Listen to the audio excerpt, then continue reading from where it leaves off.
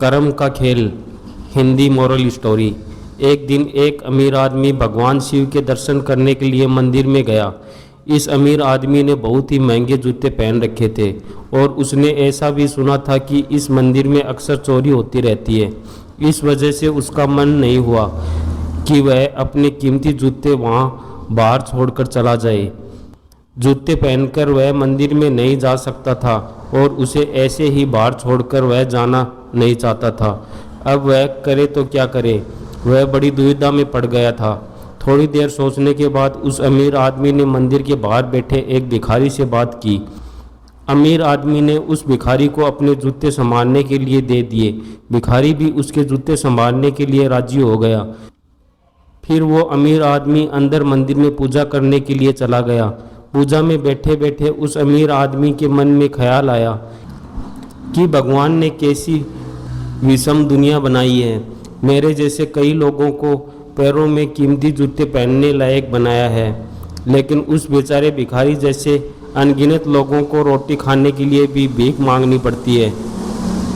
वो अमीर आदमी मन ही मन भगवान से फरियाद करते हुए बोला कि आपने सब लोगों को एक समान क्यों नहीं बनाया, आपने सभी को एक जैसी सुविधा क्यों नहीं दी।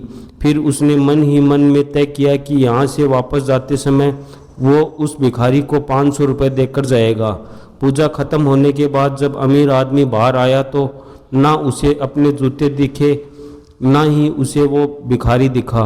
उस अमीर आदमी को लगा कि भिखारी किसी काम से कहीं बाहर गया होगा, इसलिए थोड़ी देर तक उसने वहीं खड़े रहकर भिखारी का इंतज़ार किया। काफ़ी देर तक इंतज़ार करने के बाद भी जब भिखारी वापस नहीं आया तो उस अमीर आदमी को पता चल गया कि भिखारी उसे ठग के चला गया है।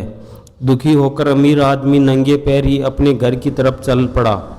रास्ते में उस अमीर आदमी ने देखा कि फुटपाथ पर एक जूते चप्पल बेचने वाला बैठा है। अमीर आदमी एक जोड़ी चप्पल खरीदने के लिए उसके पास पहुंचा। वहां पहुंचते ही उस अमीर आदमी की नज़र उसके जूते पर पड़ी। अमीर आदमी पहचान गया कि ये उसी के जूते हैं। पूछने पर बेचने वाले ने पहले मना किया, लेकिन बार बार पूछने पर वो दबाव देने पर उसने माना कि ये जूते उसे एक भिखारी 500 में बेचकर गया है। अब वह अमीर आदमी बिना चप्पल खरीदे मुस्कुराते हुए वहाँ से अपने घर की तरफ नंगे पैर ही चला गया। उसे भगवान से की गई अपनी फरियाद का जवाब मिल चुका था। उसे समझ में आ गया था कि जब तक लोगों के कर्म एक जैसे नहीं होते तब तक सब एक समान नहीं हो सकते। भगवान ने उस भिखारी के तकदीर में 500 रुपये लिखे ही थे, लेकिन ऐसे कर्म करके उन्हें लेना है यह उस भिखारी के हाथ में था। अगर वह चोरी ना भी करता फिर भी उसे 500 रुपये मिलने वाले थे। शायद उसके ऐसे ही बुरे कर्मों की वजह से आज वो एक भिखारी था।